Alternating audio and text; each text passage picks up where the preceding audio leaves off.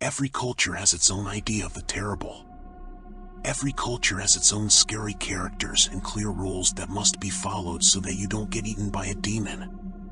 And every native speaker of culture knows the rules well, what should and can be done, and what should not be done in any case. Buried groups also have such rules, which differ quite a lot from each other. One of them is not to go outside at night. When the sun is set, you need to close the shutters and stay at home. And if you find yourself in the yard, then make sure that a small black creature with one eye in its forehead, similar to a kitten, does not enter the house after you. It's such a mischievous creature of hell. It then causes a lot of trouble in the household. It makes noise in the basement, scares children. If you don't just go into the yard, but for some reason you walk around the village at night, then be sure to avoid the black two-dimensional swaying shadows without legs. These are the spirits of the recently deceased. They are called Beholda. It's not worth crossing their path. In the case when you walk through a buried village and meet a huge pig, you need to quickly walk around it and see if it has a tail. If there is a tail, then it's just a neighbor's pig that ran away. And if there is no tail, then it's bad. You've met a giant werewolf pig that wants to drink your soul. They're called Hama. You need to run away from such werewolves urgently. If the rules are followed, then you don't have to be afraid of these creatures. But there is one big exception. In 2010, we went on an expedition to the village of Bowen in the Irkutsk region. And there we heard a story that really scared people. A long time ago, there lived a girl in the village of Yuli, whom her parents married against her will. After the wedding, she ran back to her parents and asked to be accepted back. Her parents answered her, "Issued means issued. Live with him now." And she went to the barn and hanged herself. After a while, another girl found herself in a similar situation and was terribly worried. And at that moment, the first girl from Yuli came to her and persuaded her to commit suicide. And then together they persuaded another girl, another boy, and then another and another to pass away. At the moments when you are experiencing strong mental anguish, you begin to hear the sounds of the buried Tru Horror dance, see the lights, and then these numerous girls appear, inviting you to dance. And those who agree to go with them disappear forever. They take away young people who are experiencing very strong emotions.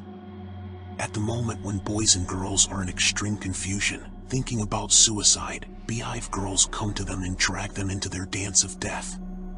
They attract people who are in despair with their joyful round dance, cheerful buried dance, which they perform on any holidays. At the same time, their behavior is very different from that of other demonic characters. They just interfere in your life, and nothing can be done about them. The only way to cope with them is to artificially maintain a cheerful state of mind, to simulate fun. People who talk about the beehive girls often point out that they are not to blame for their fate. They didn't commit any wrongdoing, but simply couldn't control their feelings. And they take away those who have also weakened their emotional control, succumbed to their emotions. The idea that it is necessary to control your emotions with all your might is characteristic of buried Mongolian cultures.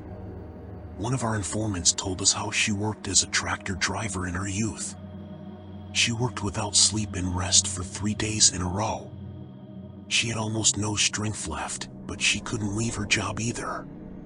Suddenly she heard the sounds of a choir, saw lights in the distance, and realized that the beehive girls had come for her.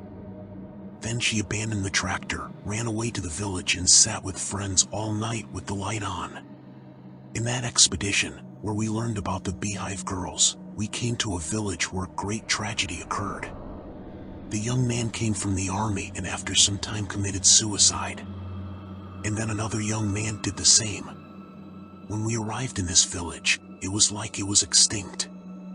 At noon, all the shutters were closed, no one was outside, everyone was madly afraid.